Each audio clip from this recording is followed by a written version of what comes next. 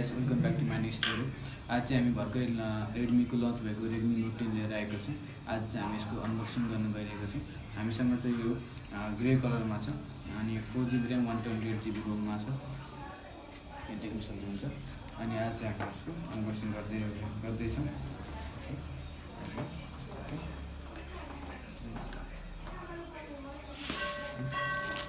यस्तो छ Redmi note 10 यहाँ चाहिँ रेडमी नोट 10 लेखेको छ। यो पनि देख्न सक्नुहुन्छ रेडमी नोट 10 अनि रेडमी नोट 10 1X ग्रे कलरमा हामीसँग 4GB ऱ्याम र 128GB रोममा छ। अब हेरौँ है त भित्र के छ। यस्तो स्मल हाई रेडमी नोट 10 स्लिमसँग फोनलाई स्लाइड राख्नु के छ है त बक्समा।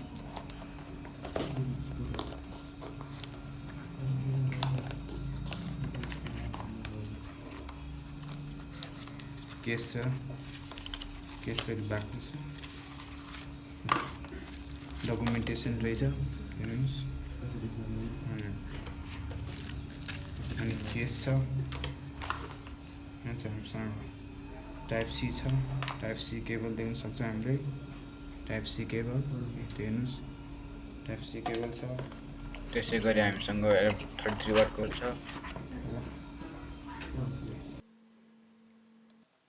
हामीले त्यसै गरी यसमा नोइज क्यान्सलेसन डुअल स्पिकर्स अप्परमा लोयरमा पनि हामीले त्यही देख्न सक्छौँ। डुअल स्पिकर छ। केबल 3 पिन केबल छ। 3.5mm ज्याक पाउँछौँ। त्यसै गरी अब हामी सिममा जाउँ। सिम टुलले चाहिँ हामी सिम खोल्छौँ। हामीले भन्दाखेरि चाहिँ यसमा ट्रिपल स्लटेड सिम कार्ड देख्न सक्छ हामीले। अब हामी यसको फिचर्सहरूमा जाउँ। यसमा हाम्रो फर्स्टमा डिस्प्ले। यसको डिस्प्ले चाहिँ हाम्रो 6.43 FHD सुपर एमोलेड डिस्प्ले रहेछ। यसको यो फोनको मेन फिचर नै डिस्प्ले भयो भने पपुलर छ यो।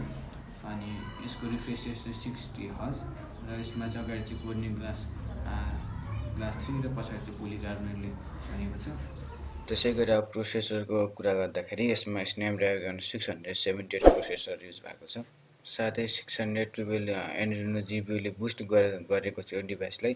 यो स्लाइडली ओल्ड भए तापनि यो रेन्जको फोनमा यो राम्रो देखिएको छ।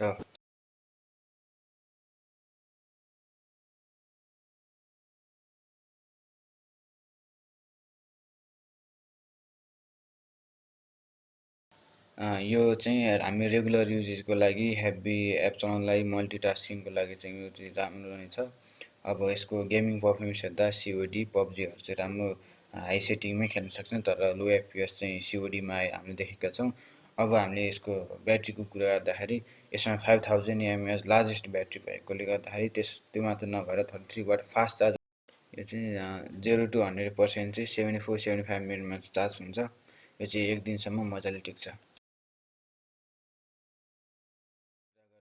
अब क्यामेराको बारेमा अब यसमा क्यामेरा चाहिँ 48 मेगापिक्सल क्वाड क्यामेरा रहेको छ। 48 मेगापिक्सल प्राइमेरी सेन्सर अनि 8 megapixel ultra wide, 2 megapixel depth camera र 2 मेगापिक्सल माइक्रो छ।